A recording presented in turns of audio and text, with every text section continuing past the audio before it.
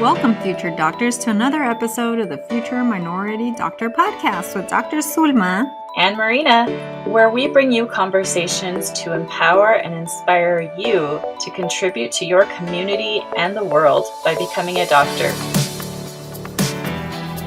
Hello, future minority doctors. Thank you once again for joining us today as we continue our interviews with medical students to share their MCAT success stories. I hope you all have enjoyed listening to all the stories thus far and have also gained something from them to help you better prepare to become a future doctor. Remember, this is for you. Many minority students struggle with the MCAT. I surely did, and it would have been wonderful to have heard these stories throughout my journey. Please take advantage of the great advice shared and pass it on to others.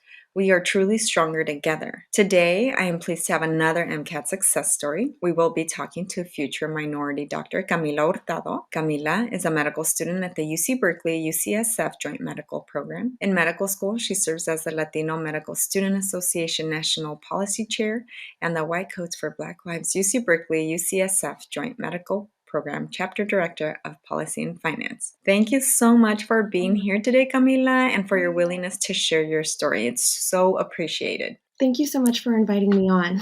Let's start out by, if you can tell us a little bit about your background. What was your upbringing like? What motivated you to become a doctor? And will you be the first doctor in your family? Yeah, thank you for asking. So I am from San Diego, California. And I grew up actually in a suburb where that was interesting because it was very conservative for the time, for the age, in the early 2000s. And this is relevant because part of what brought me to medicine, the really big part of bringing me to medicine was really wanting to change the structural issues that I noticed affected my family members, but wasn't affecting the family members around me. And so to speak really honestly, it's because we were the only Mexican-American family in that suburb, that entire suburb. And growing up with a lot of the structural issues and the structural racism, even though I didn't have the terms for it that day, it was easy to see the differences between how those families were and the struggles that my family had. And so I'm not first generation. I think a huge part of my story as well is the fact that my mom is a physician. She was the first physician in her family. And before her, my grandparents and my other family members were farm workers. And so there was, always a lot of stories brought down to us in terms of this is why we're doing what we're doing in terms of giving back to society. And we owe it to our communities to help support them. And I think when it came to college, that became even more embedded because at first I wanted to go into the sciences, into research, and I think it was biology, but I really found myself alone in my classes, and it was frustrating, and I found myself being excluded from student groups very explicitly, student groups and study groups, and I ended up joining 2 different minority groups so that way I could actually have friends even if they weren't in my specific classes. For undergrad, went to UC Berkeley, majored in molecular and cell biology with a minor in Spanish language and literatures. And out of a group of 400 graduates within that major, I was one of 2 Latinas, and the only other one I knew because she was the only other person that I was a lab mate with. Everyone else said no, and when I asked. And so it was really difficult. And all of those experiences are what motivate me to go into medicine because I realize it is a matter of us to support our own people. We are the best people to support our own. And when it comes to health, it's a matter of quality of life. And so there's always this passion and drive to work on the individual level and help people and be a part of my community in that way, but also work on the structural issues. And I really think that having that MD grants that credibility on both fronts. Yes, I agree. It's interesting. You said, so when you were doing your undergrad, you felt that you were almost pushed aside by your peers. I had a similar experience, but if you can, just for our listeners, give some examples just so they know what kind of things can happen and why we need to change it. Yeah. So I remember it was freshman year. There's 2 examples where I explicitly realized wow, this is racism.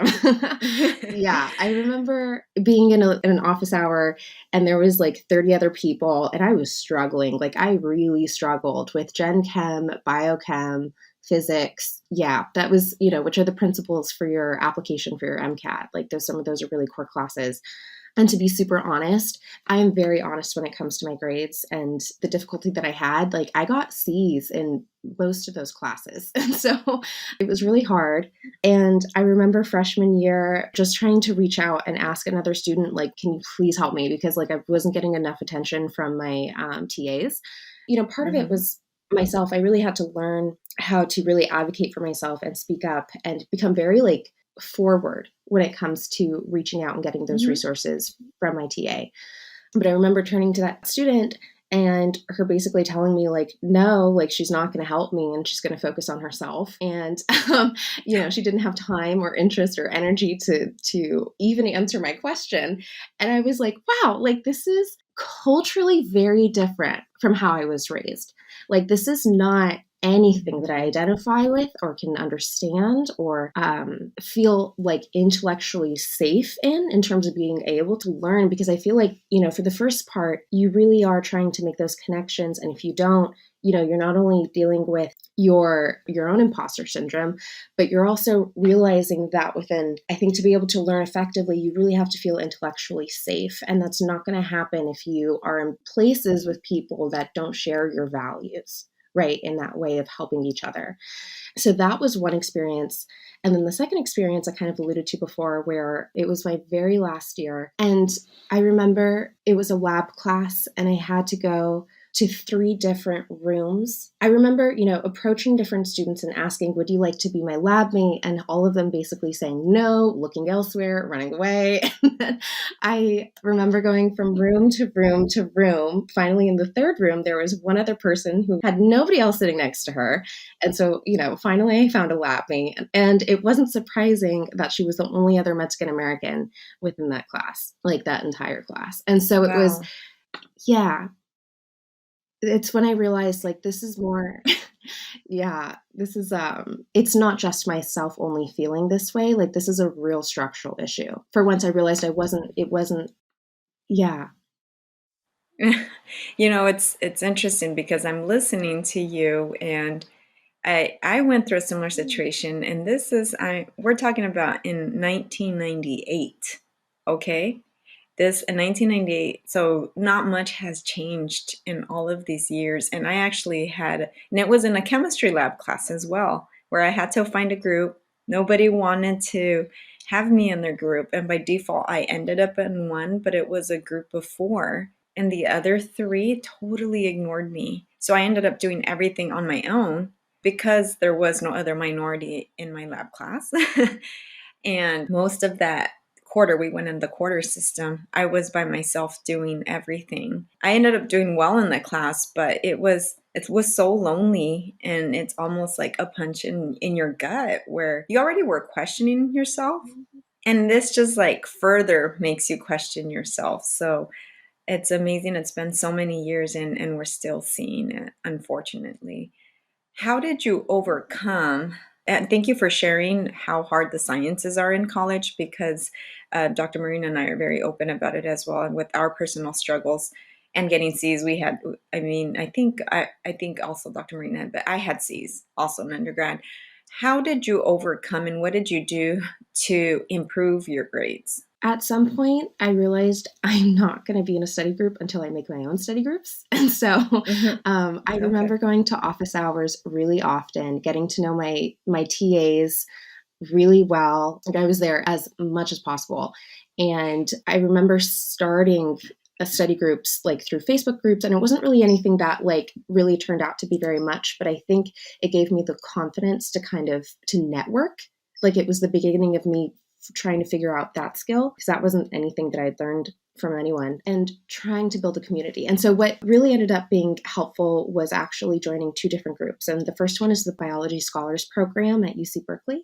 And I believe it's at other colleges now as well. And then the second group was, it was Chicanos in Health Education. It's CHE. And I think they've had a few different name changes, but both of them were there to support minority students. And it was really like the only way I could find other people who looked like me or who shared my cultural values and were also interested in the sciences. So it was finding my people, trying to study and learn as much as I can with the TAs. I think also when it comes to test anxiety, and this is, about the MCAT, but I really learned this skill in undergrad just because the tests were so incredibly hard and I failed so many times or just not do as well as right, as I thought I should have. And so, yeah. And I realized for me, like during my exams, my mind would literally go elsewhere other than what was on the exam in front of me. Like I could not make myself focus just because I was so anxious. I was trying to avoid it at all costs. And this would be during the exam and I would be, just completely gone. And so, what I found myself doing was taking those exams and studying with earplugs, because I found that if I could create an insular noise, like if I could just make myself feel like in a little cocoon, then I really could sit down and focus and work through that anxiety, and I wouldn't get distracted by the people rustling their pages. And so that was a study trick that for me, I still use to this day. And when I train for exams, I call it training because I feel like it really is. I try to do everything as similar as possible. And I find that I think, back in undergrad, it was like those minority programs, I remember them having like a bank of exams that I could access, and I tried to take as many of those exams as possible. Yeah, it sounds like, again, asking for help, one, and two, finding a group of support. Yeah, okay. And we feel that those are two very important things, and just sometimes it could be challenging to just actually ask for help and saying, oh, I need help, because we feel that we need to prove to others that we can do this on our own sometimes, when in reality, I think when we all reflect back, and even throughout the journey to become a doctor, all of us have needed others, and we've all needed help. So thank you for sharing that. What would you say was your hardest undergrad class that you struggled with? The very first one was general chemistry, and that was by far the hardest. Yeah. And that was your first year, right? You said Yeah. that you took it. Yeah. So already you're new to the whole college experience, and then this class is really hard. Okay. So just for our listeners, I'd like to highlight what Camila is saying, because a lot of us struggle with some of those math or science classes. It feels like most of us don't actually do well that first time around, but it's okay, because you can still pick yourself up and still be a doctor. As Camila right now, she's in medical school, and I'm a doctor. So just some encouragement in case anybody listening failed the course. It's okay, or didn't do as well. It's okay. Now, Camila, the next thing is, like, we want to go ahead and I want to ask you a little bit about the MCAT. When did you decide to take the MCAT, and then how did you prepare for it? So I took it actually the summer after graduation, and there was a period between graduating and then I entered a master's program. And so that period, I decided to move back home, not work, and strictly focus on the MCAT. Before then, like every other summer, I think I was doing like internship. And so it wasn't really possible to like take the time to only focus on the MCAT. And for me, I think that worked pretty well, because I took around 2.5 months to prepare. And that was around like 4 to 6 hours every day for around 5 days a week. And so that was pretty much my schedule. And what did you do in those 4 to 6 hours? Was it just you sitting on your own? Did you do group? Did you do a course? I did a self-paced course through the Princeton Review. And so that for me was very helpful, because it allowed me to assess it just allowed me to move at my own pace. And so I was able to take around 7 practice exams within that time. And so, at first I just started off using the workbooks, and a lot of that was just practice passages. And then I would use, their portal or YouTube to accompany it. And those were just like educational videos. And so it was mostly Kaplan from what I remember, but also just anything else that I could find off of YouTube. And so taking those practice problems over and over and over again, I found were the most effective for me and the most efficient. And then that really helped me build up to actually taking practice exams. And when it came to taking those practice exams, I remember taking all at once, so for a full 8 hours, and then the second day going back to the entire exam and reviewing it like question by question. And so that meant that I was going over my wrong answers and I was also going over my right answers. So that way I actually could think through and I was making sure that I wasn't just guessing. Very good. You said it was a self-paced course, so you did this by yourself without a buddy or anybody else. Is that correct? That's correct, Okay. because I didn't really I know did the same anyone. thing. Yeah, exactly. No, I Yeah. did the same thing. I didn't know anybody. And I feel like that was, I mean, you did well. I didn't do as well as you did, but with the MCAT. But I felt like that was a challenge when compared to when you're actually in group study as well. And with the self-paced course, just out of curiosity, so is that something you just log into and it kind of guides you on your own, or do you go to the actual center to study for it? Usually Kaplan also has like a study center. How is the self-paced course actually built that you did that worked for you?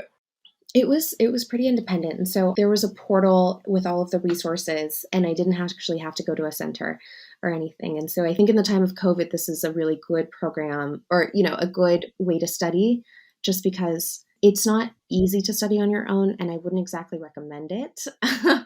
But if Yeah. you have to, you can. And also I really want to make a plug that if you are in student groups like UC Berkeley or student clubs, organizations, a lot of these organizations will actually partner with the Princeton Review. And so you can get discounts, really good discounts on your programs. And that's how I was able to afford mine. Okay. So you applied to some programs through these undergraduate organizations, and that's how you funded the for your MCAT prep? It was right. So I joined them not knowing this before. I joined them.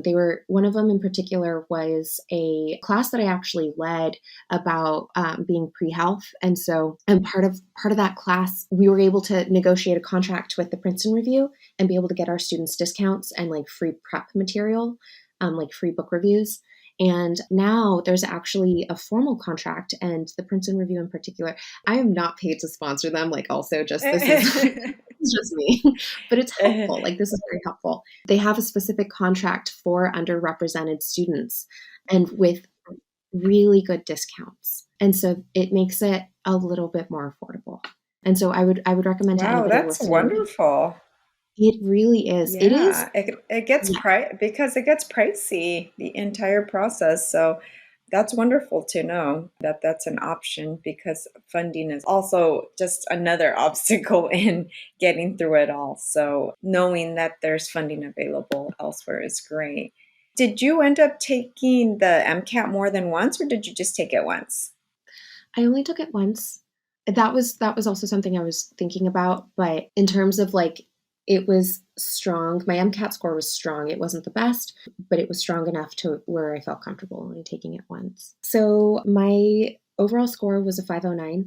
And then I remember for biochemistry, that was the most difficult topic for me. And I remember that was like 65 percentile. And then chemistry section was like 75 percentile. And then my CARS, which is like the critical reading section, that was 90 percentile. And then my psych section was 96 percentile.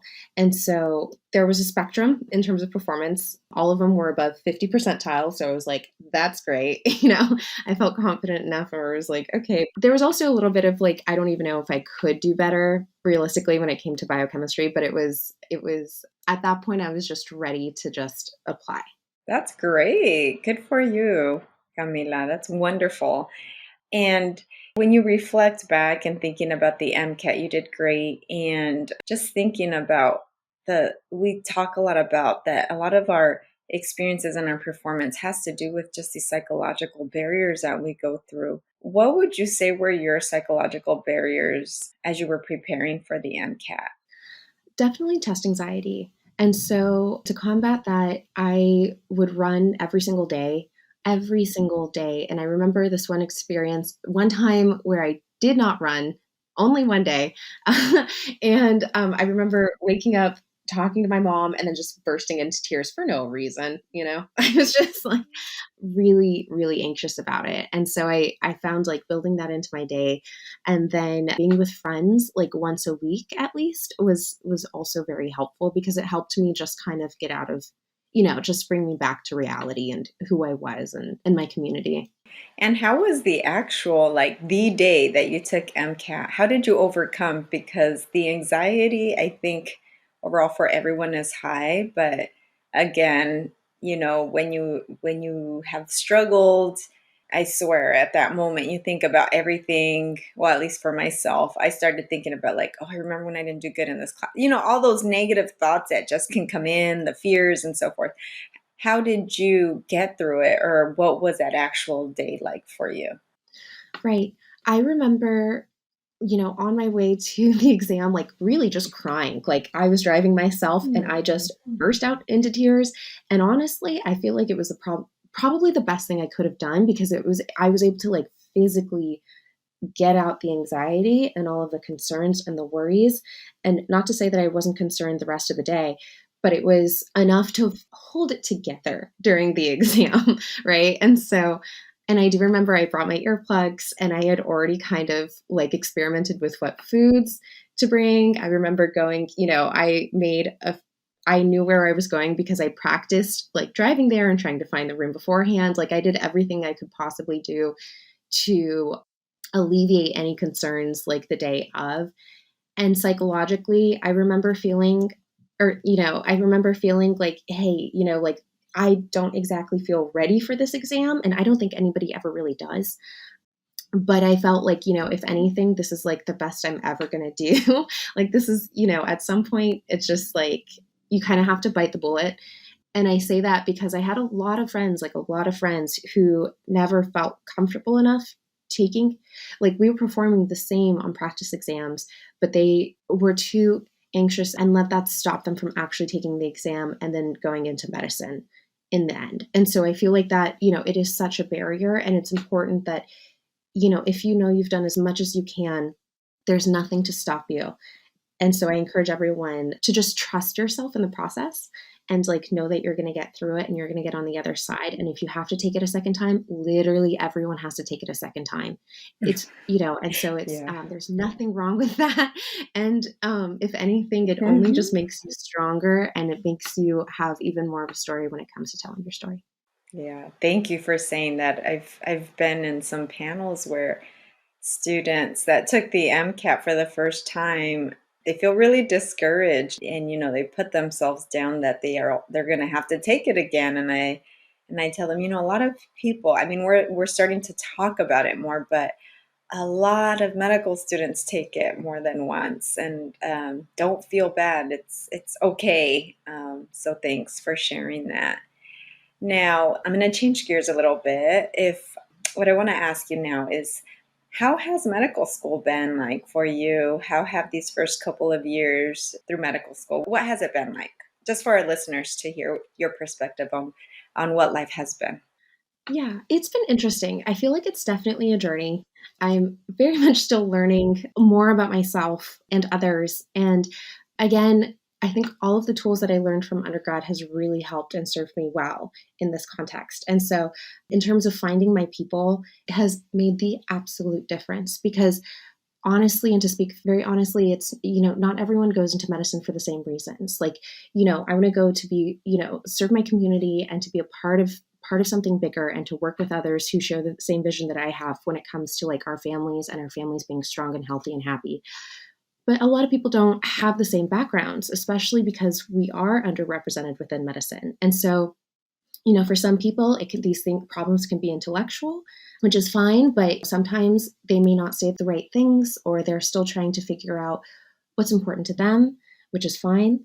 But I think when it comes to being happy within medicine, it's all about like finding the people that you can study with, you can party with, you can relax and be really honest with and vulnerable, because it is the first 2 years are all coursework with a little bit of clinical experiences. And so you do sometimes lose sight of the bigger picture and why you're doing this. And so it's those experiences with the people that share your values that can really help you through it. Okay. And as far as with the studying, have you ended up studying in studying groups while you're in medical school? Like, what's working for you? Totally. I learn the most from my friends. And so we have a really strong group, and I'm really fortunate that they are so strong in so many different ways. And so when we study, but it's also a lot of fun. And so it makes it all better. Yeah, I remember those days. And you have to make it fun. I guess it depends like your personality as well, but just, you're studying hardcore, but then the joking around, the laughing, and it makes it a positive experience because it is a lot of studying, but you need to feel like there's some positivity that comes with it. And I like how you said you still do fun stuff with your friends as well because it's having that balance too is very important. Do you know what type of doctor you want to be yet, Camila? I'm really interested in family medicine. Yeah. Not a surprise, right? Like, I Yeah. really love primary care. I really do. Yeah. So, Oh, I'm that's really hoping awesome. to go into family medicine. Okay.